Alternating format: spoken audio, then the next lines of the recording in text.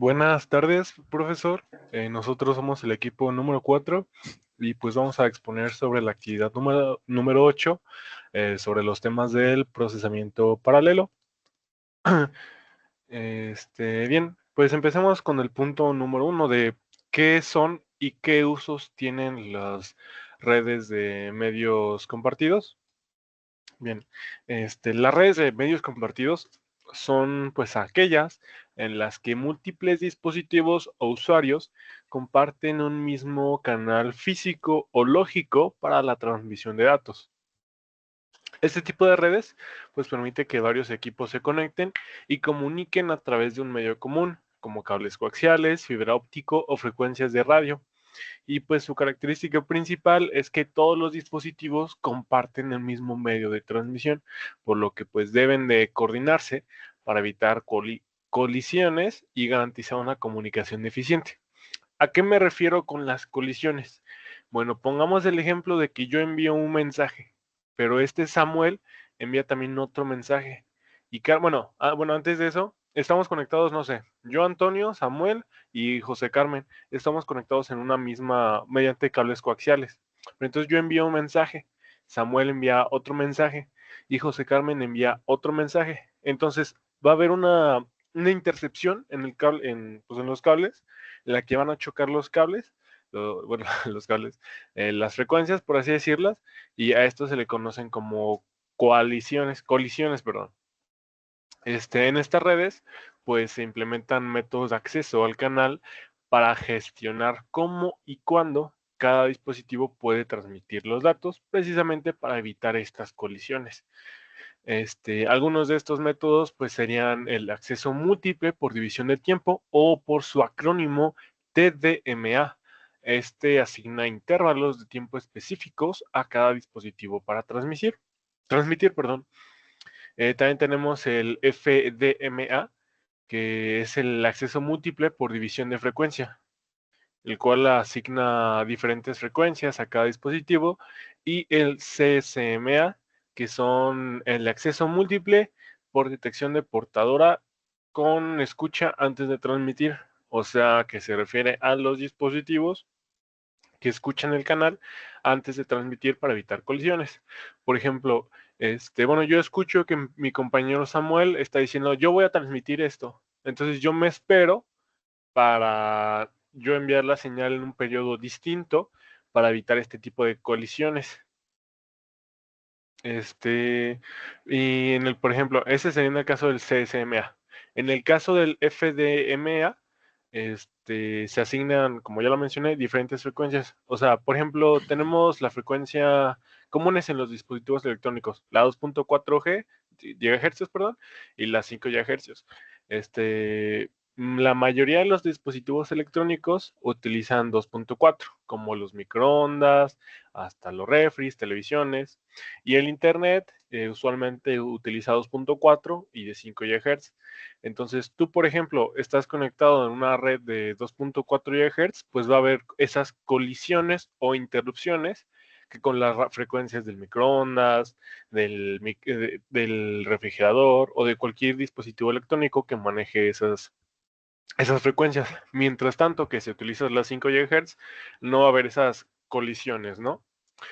Y pues bueno, en el primero, como lo había mencionado, el TDMA, pues los intervalos es lo que había mencionado, de esperarme entre un dispositivo que envió transmisión, por ejemplo, mi compañero Samuel, a otro, que sería José Carmen.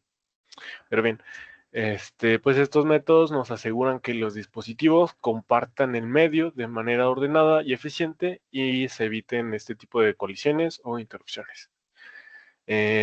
¿Cuáles son los usos de las redes de medios compartidos? Principalmente se utilizan en varias aplicaciones como las redes de área local o LAN, que puede ser en entornos domésticos o de oficina, en donde varios dispositivos comparten un mismo medio para comunicarse. También tenemos redes inalámbricas o las Wi-Fi, que son, como les comento, en donde múltiples dispositivos se conectan a un punto de acceso compartido. También tenemos las redes de televisión por cable, en donde varios usuarios reciben señales a través de un mismo cable coaxial. Y las redes de sensores, en donde pues está compuesta por múltiples sensores que comparten un canal para transmitir datos a un nodo central. En el caso, por ejemplo, de televisión por cable, bueno, también podemos poner ahí el ejemplo de un ciber, ¿no? En donde tenemos muchas computadoras conectadas por cables Ethernet. Entonces, eso serían pues de área local o las LAN, ¿no?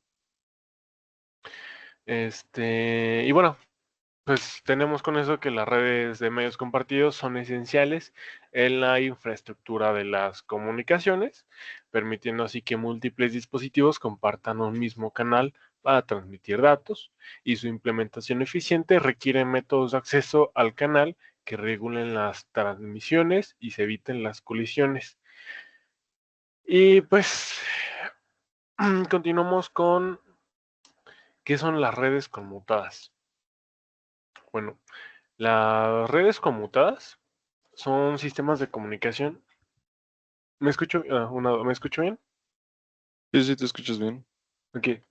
Bueno, las redes conmutadas pues son sistemas de comunicación en los que los datos se transmiten a través de una serie de nodos interconectados, utilizando técnicas de conmutación para dirigir la información desde el origen hasta el punto de destino. En estos, bueno, a diferencia de las redes de difusión, en donde todos los dispositivos comparten el mismo medio de transmisión, las redes conmutadas dirigen a los datos a través de caminos determinados, optimizando el uso de los recursos y mejorando la eficiencia de transmisión. Entonces, pues la conmutación nos permite establecer rutas eficientes y adaptativas para la transmisión de información. ¿Cuáles son los tipos de conmutación en redes? Tenemos tres principales tipos: conmutación de circuitos, conmutación de mensajes y conmutación de paquetes. En el caso de la conmutación de circuitos, pues es un método en el que se establece un circuito físico dedicado entre el emisor y el receptor antes de que comience la comunicación. Este circuito pues permanece activo durante toda la sesión de comunicación y se libera una vez finalizada. Un ejemplo, pues podría ser la red telefónica conmutada, o en su acrónimo RTC, pues en esta se establece una ruta específica para cada llamada telefónica. También tenemos la conmutación de mensajes. En esta los datos se envían como un mensaje completo que se almacena temporalmente en cada nodo intermedio antes de ser reenviado al siguiente nodo. Este método pues es menos eficiente para comunicaciones en tiempo real, pues ocupa un almacenamiento intermedio.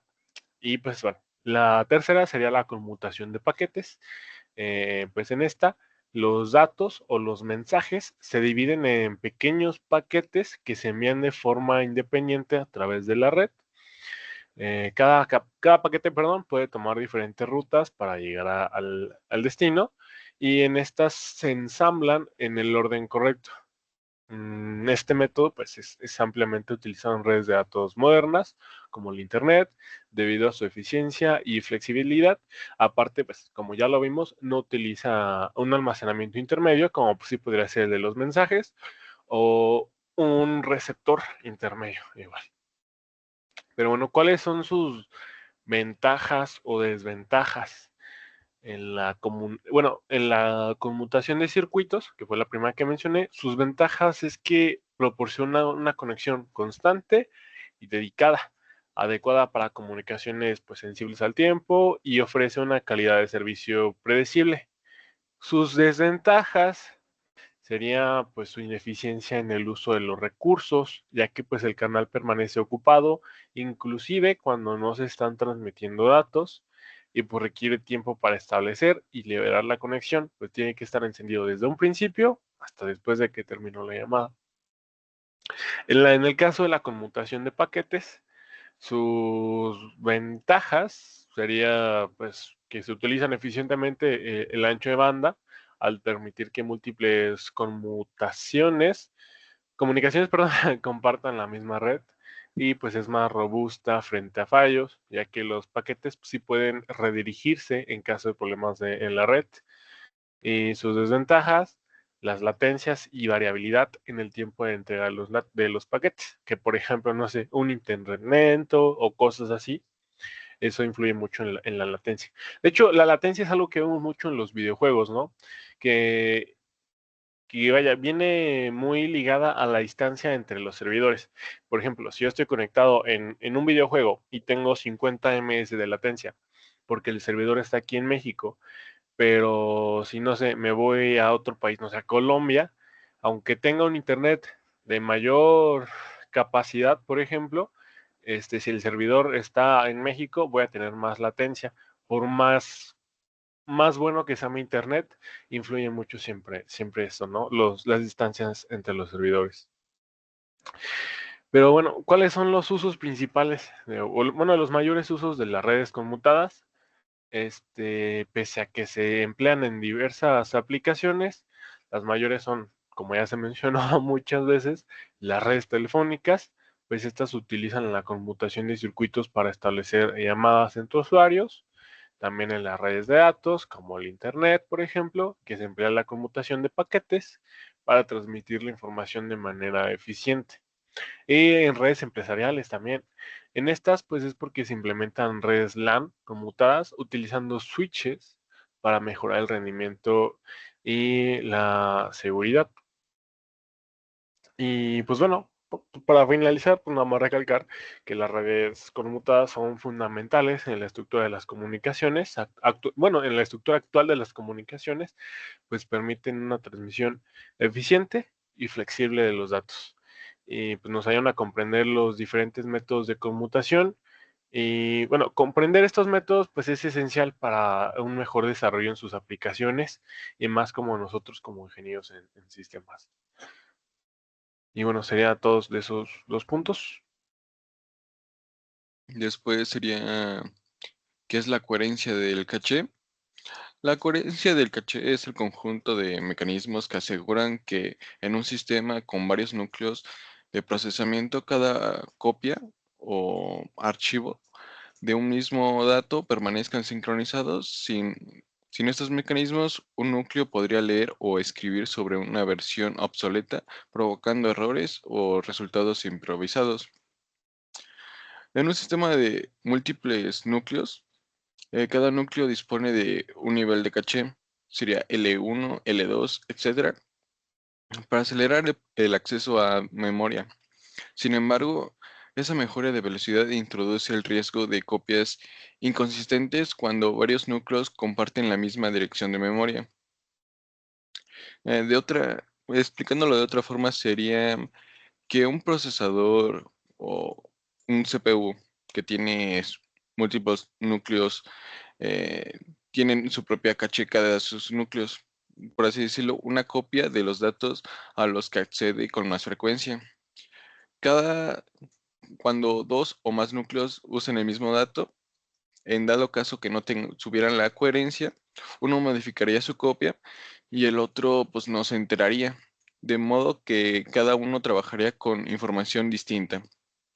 Lo que es la coherencia de caché, tan pronto como un núcleo cambia un dato, los otros cachés reciben la orden de actualizar o invalidar esa línea, de modo que vean que siempre la información más reciente.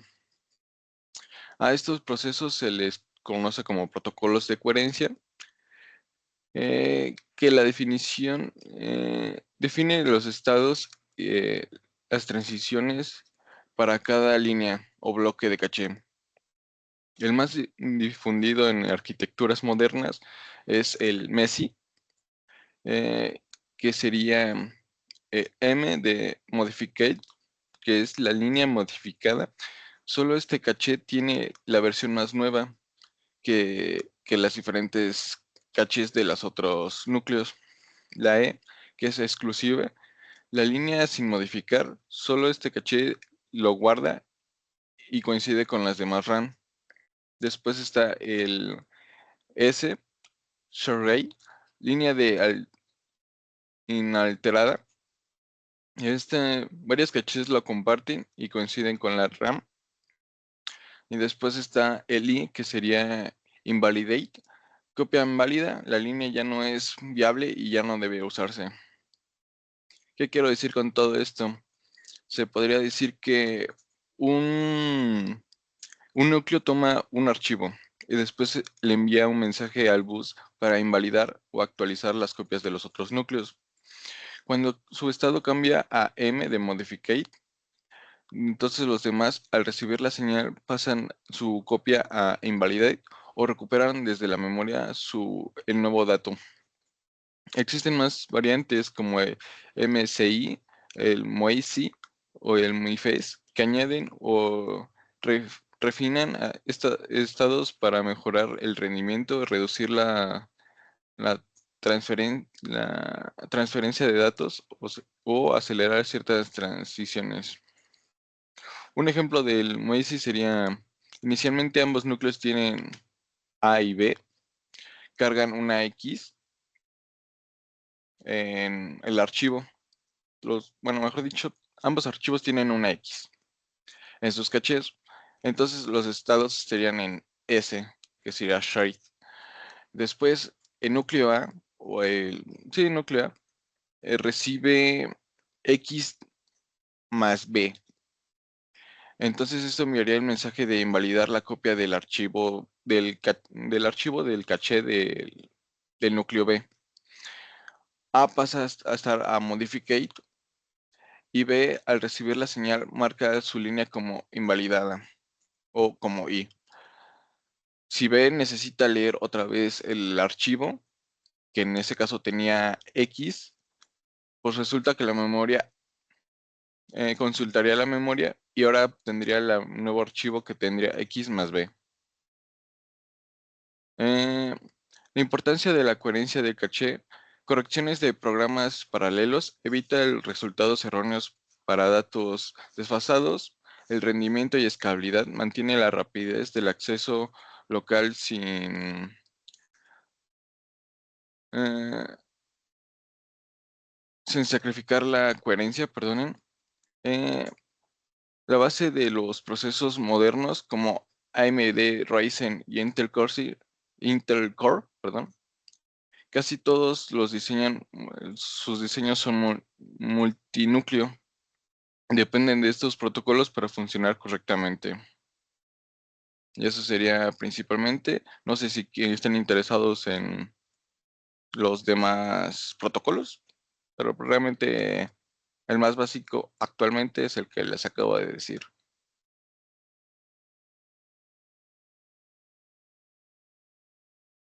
Se salió el Carmen.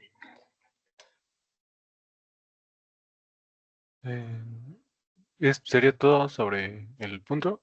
Sí, eso sería todo realmente. ¿Vas a vas a explicar tu otro punto? Yo sí, el 6. Pues Pues si mira, quieres, en lo que regresa Carmen, explica el punto 6. Si no regresa antes de que acabes, explico yo el mío y ya que Carmen explique al final. Ok, ujú, Porque no sé igual. por qué se salió. Es que dijo que estaba, bueno, dijo que estaba mal su internet. sí, se había comentado eso. Bueno, el siguiente punto que entonces me tocó era el... Ah, ya entró. Si ¿Ya entró? quieres, Ah, ok, sí, ok. sí, sí. ¿Sigues, Carmen? Perdón, es que se me apagó la computadora. Ah, ok, ok. Ya, Bueno, nada más, pues para agregar, pues un ejemplo, ¿no? Un pequeño ejemplo sobre lo que nos comentó mi compañero Samuel sobre la coherencia del caché, pues sería que, bueno, tenemos dos procesadores, ¿no? CPU1 y CPU2, perdón. Estos, pues, cada uno tiene una copia del mismo dato, lo llamamos dato X en su caché. En el caso de que si el CPU modifica el valor de X, pero CPU no se entera de este cambio, CPU2 seguirá trabajando en una versión desactualizada. Esto puede llevar a resultados incorrectos. Es algo muy parecido, bueno, podríamos decirlo algo parecido a las transacciones en las bases de datos. ¿Saben qué son las transacciones? Sí, Sí. pero ¿sabes cuál es un mejor ejemplo? O sea, sí, de transacciones. Ujú. Sería cuando dos programadores están trabajando en el mismo archivo, pero localmente en sus computadoras, sin transmitirse nada. Ahí sería, esta persona hace una nueva clase, por así decirlo, y esta persona no hace esa clase. Ahí hay incongruencia. Sí, exacto. Pues sería lo de las transacciones. Pues CPU, por ejemplo, no sé, usa Beijing y ya está trabajando en una tabla. Más sin embargo, CPU2, pues todavía no tiene esa información, pues no ha dado el commit, el CPU1. Aquí, pues vaya, las transacciones pues son para como este, puntos de seguridad para las bases de datos. Ujú. Más sin embargo, aquí no aplicaría como tal así, pues si CPU2 estaría trabajando en un formato desactualizado y cuando ya le llegase la actualización, pues diría, oye, qué pedo, ¿no? Pero sí. Pero pues realmente así, como bien dices tú, pues podría ser lo mismo. Ahora sí, Carmen, te cedo la palabra. Gracias. Bueno, pues por mi parte voy a explicar lo que son dos puntos, que sería acerca de los sistemas de memoria distribuida y lo que son las redes de interconexión estática. Estos conceptos realmente son un poco más clave para entender cómo funcionan lo que son los sistemas paralelos y distribuidos, como ya sean, por ejemplo, unas grandes empresas tecnológicas o los centros de supercómputo. Empezando por el primer punto, que es ¿qué son los sistemas de memoria distribuida? Pues bueno, por ejemplo, imaginemos una situación. Tienes un problema muy grande que resolver, ¿ok? Algo que una sola computadora tardaría horas o incluso días en procesar. Pues bueno, una solución sería dividir el problema en partes y repetirlo entre varias computadoras que trabajen al mismo tiempo. Ahí es donde entran justamente lo que son los sistemas de memoria distribuida. ¿Cómo es que funciona? Pues bueno, en estos sistemas más que nada, cada computadora o también puede conocerse como nodo, tiene su propia memoria y su procesador. No hay una memoria central, por ejemplo, a la que todas tengan que acceder. En lugar de eso, se comunican entre sí por medio de una red. Y también se llaman lo que son distribuidos, porque son la memoria está repartida entre los distintos nodos. Voy a intentar explicarlo de una manera más fácil con lo que es un ejemplo un poco más real. Pensemos, por ejemplo, en Netflix, ¿ok? ¿Cuántos miles de usuarios tiene Netflix, no? Entonces, por ejemplo, si están viendo lo que son series y películas todos al mismo tiempo, no hay un solo servidor que se encarga de todo esto, sino que hay muchos servidores distribuidos que trabajan en conjunto en diferentes partes del mundo y cada uno almacena una parte de la información. Así puede responder rápido y evitar que el sistema colapse. No sé si de esta manera se puede entender un poco más lo que son los sistemas distribuidos. Pues bueno, ahora también tenemos que saber qué es un multicomputador. Un multicomputador es un sistema compuesto por varias computadoras independientes.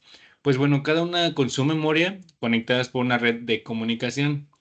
Se diferencia de los sistemas con memoria compartida, donde todos los procesadores acceden a la misma memoria global. Aquí no. Aquí cada procesador accede solo a su propia memoria y se comunica con los demás enviando mensajes. Y ahora, por ejemplo, ¿qué es un clúster? Pues bueno, el clúster es la agrupación de computadoras conectadas que trabajan como si fueran una sola. Es formar equipo de trabajo, por ejemplo. Cada computadora hace una parte de la tarea y juntas logran lo que es el gran resultado final. Por ejemplo, lo que es Google usa clusters justamente para lo que son los motores de búsqueda, o Pixar que usa clusters para renderizar películas animadas, o las universidades que simplemente usan clusters para hacer simulaciones científicas complejas como predicción del clima. Pues bueno, también tenemos que saber lo que son y entender que también hay ventajas y desventajas en lo que son los sistemas de memoria distribuidas.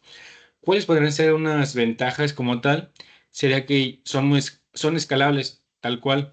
Si necesitas más potencia, solo agregas simplemente más nodos. Tienen tolerancia a fallos. Si un nodo falla, los demás pueden seguir trabajando.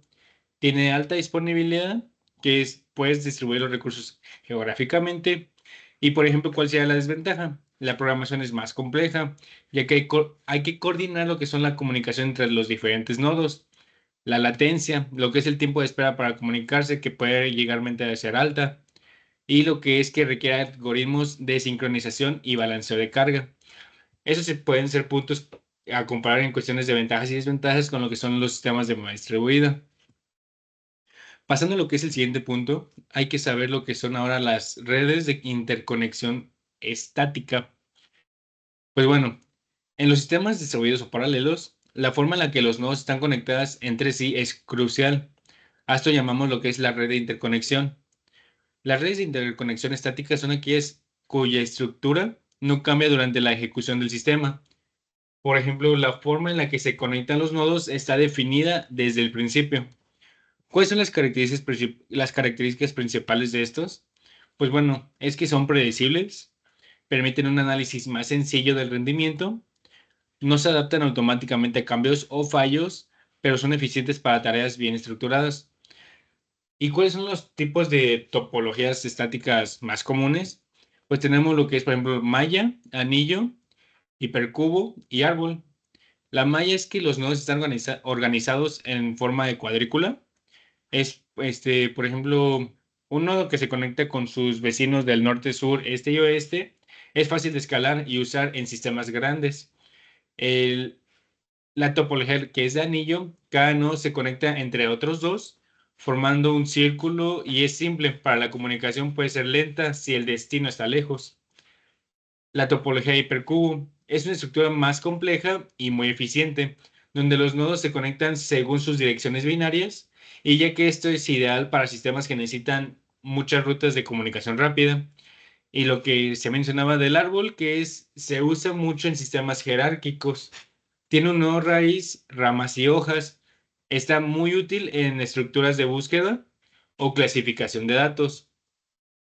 ¿De qué manera podemos ejemplificar esto? Imaginemos que estamos simulando una reacción química con millones de cálculos por segundo.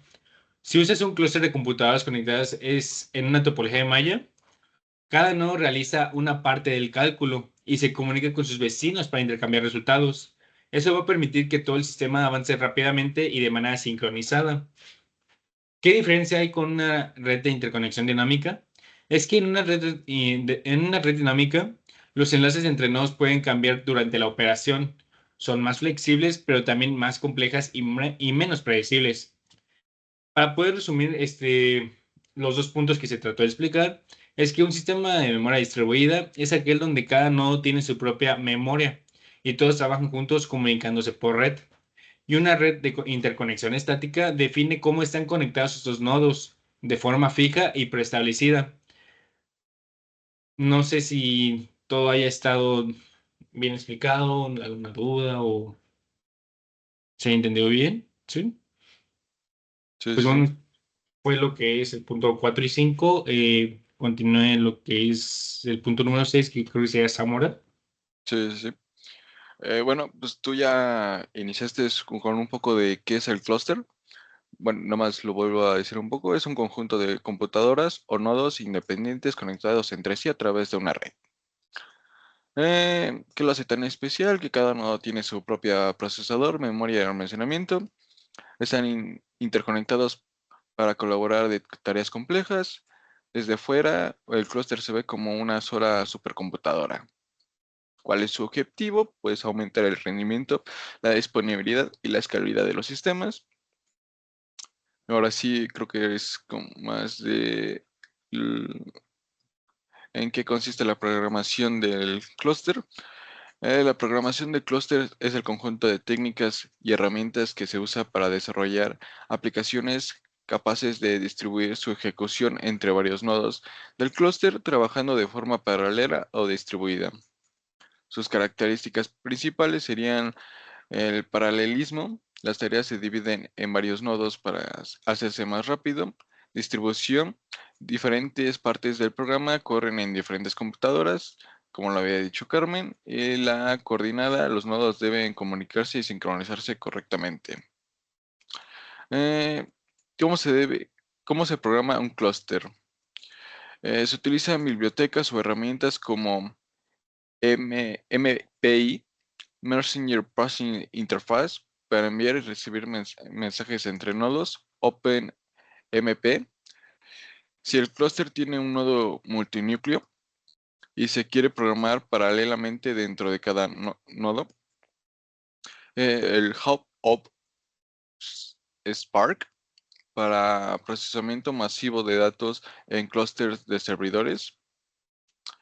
Unos ejemplos sencillos serían, imagínate que quieres analizar millones de imágenes, una sola ordenador tardaría días o semanas, pero en un clúster, pues cada nodo analiza un conjunto de imágenes, todos los trabajos al mismo tiempo y se combinan el resultado al final.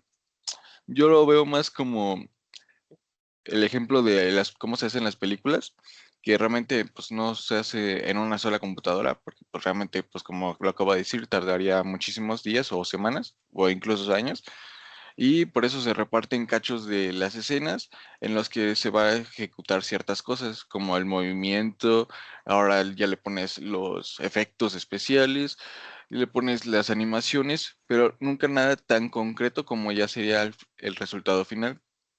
¿En dónde se usan? En las supercomputadoras, en los centros de datos, en las simulaciones científicas, inteligencia artificial, big data y procesamientos masivos. Ahorita, bueno, ¿puedo hablar? Sí, claro, claro.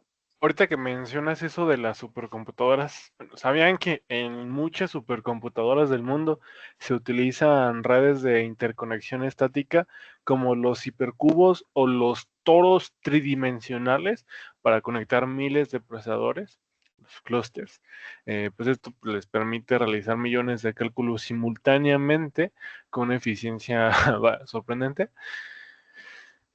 Y bueno, es tan rápido que inclusive se pudiese simular el clima del planeta en tiempo real.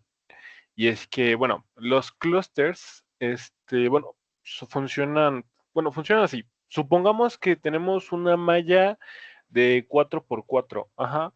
Bueno, en un clúster 16 nodos sería 4x4. Si tuviésemos uno de 25 sería 5x5. Entonces, cada nodo tiene pues vecinos arriba, abajo, a la izquierda, pues a la derecha, atrás. Entonces, así es como se forma esa red de interconexión estática y pues es como obtienen como esa velocidad, ¿no? Esa baja latencia en su procesamiento. Sí, pues son como tipo matrices, por así decirlo. Sí, pues eso es debido pues a su arquitectura de manera distribuida. Pero bueno, Sí, esto pues es un poquito de lo que dijo también Carmen de los diferentes tipos de conexiones, del toro, del hipercubo, creo que había dicho también. sí, Sí, sí, pues pues, es que principalmente son las conexiones que se pueden hacer pues en con una gran cantidad de computadoras que trabajan juntas para hacer una simple tarea.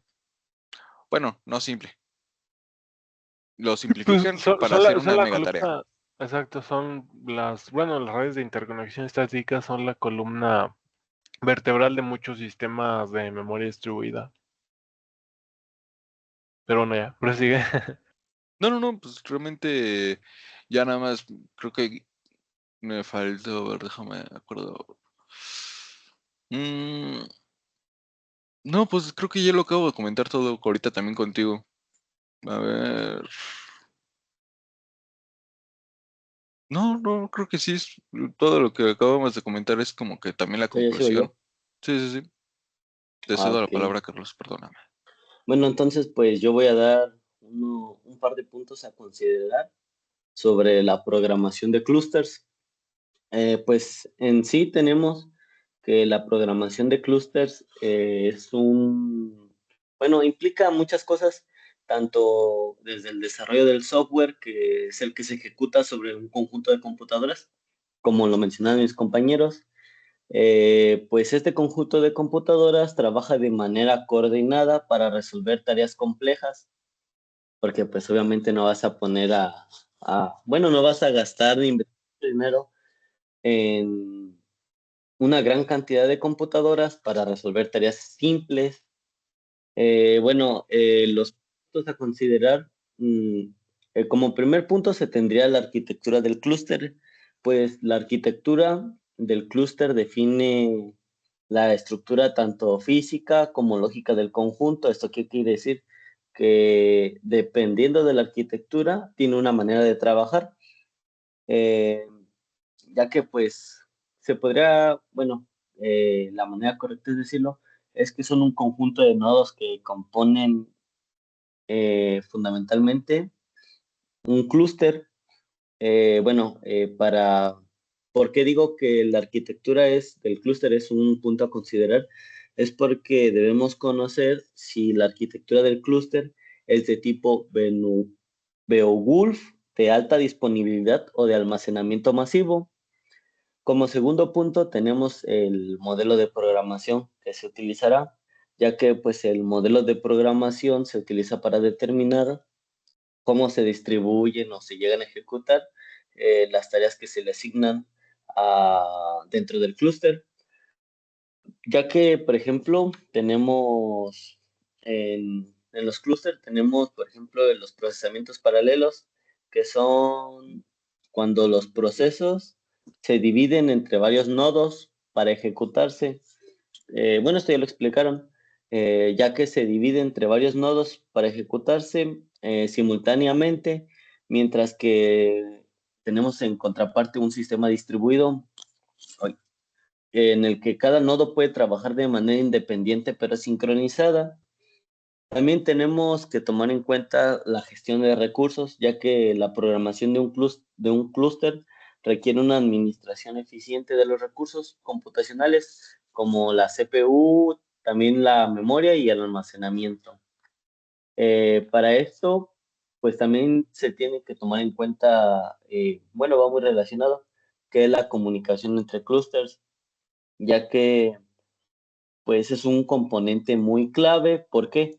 Porque hay tareas que requieren de un intercambio constante de datos, mientras que esta comunicación logre ser más rápida y eficiente, debemos de considerar la latencia y el ancho de banda de la red, que fue una de las cosas que ya habló mi compañero.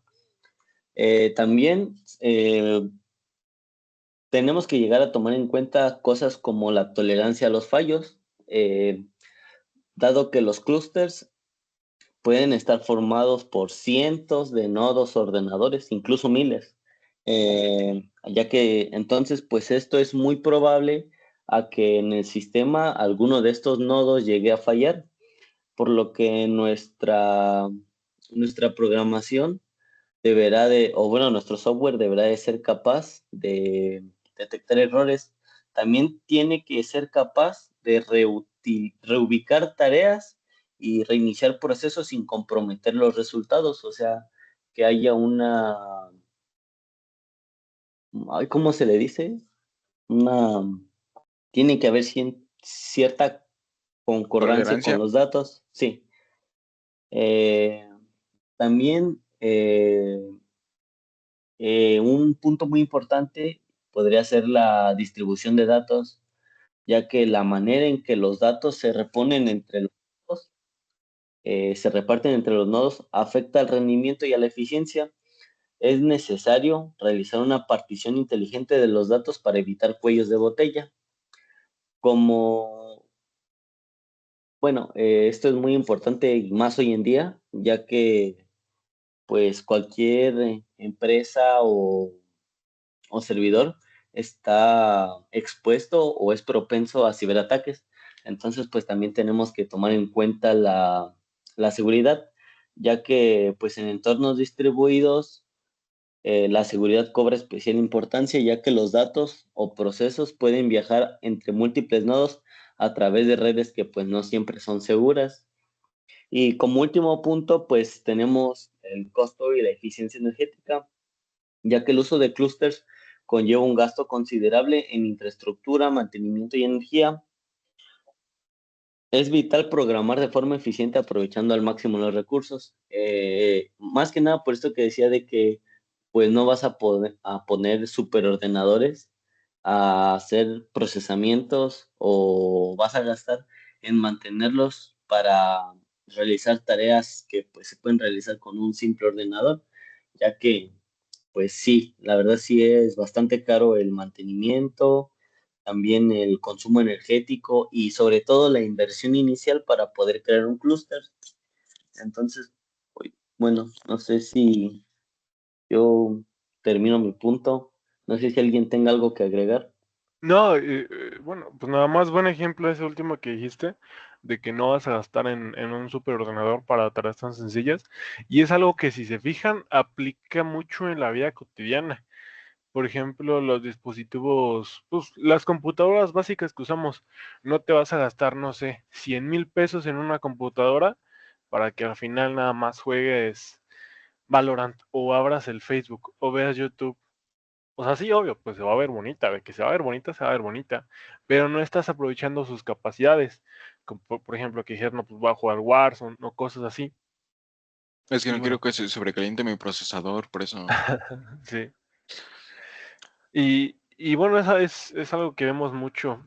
Bueno, también, por ejemplo, te compras un teléfono gamer y pues nomás lo usas para ver el Facebook o cosas así. Es algo que se aplica no solamente en ese ámbito de las supercomputadoras, sino en general de la vida cotidiana y para cualquier cosa, ¿eh? Sí, Pues creo que también podrías hacer como tal, creo que uno que sería tener tu máquina principal y tener tu máquina secundaria y ahí podrías hacer un clúster para eso, para sí, que tareas más pesadas como para tener una tarjeta dedicada, por así decirlo, pues no vas a tener una computadora gamer porque no te alcanza presupuesto, pero pues, si lo tuviste para un buen ordenador. Entonces le mandas esa tarea al ordenador y que nomás te regrese la pura imagen, por así decirlo. sí. Es lo que luego hacen también ya las compañías para hacer los videojuegos en línea. Le piden al procesador a sus grandes servidores, que nomás te regresan la pura imagen a ti. O también, bueno, también otro ejemplo, yo creo que la mayoría de nosotros ¿Se lo que está hacemos compartiendo? es, sí, Sí, Bueno, continúa, Carlos. bueno, lo que nosotros, la mayoría, yo creo que hacemos es tenemos nuestra computadora de escritorio con muy buen hardware y nos compramos una laptop no tan cara y con prestaciones decentes para lo que es la carrera. Sí, sí, sí, eso. exacto. Bueno, quería enseñarles pues cómo son las supercomputadoras. Pues, por ejemplo, tenemos de que sí, vaya, tenemos una PC gamer, pero solo abarca como esta, ¿no? Pero entonces tú dices, ¿cuánto espacio pudiese ocupar?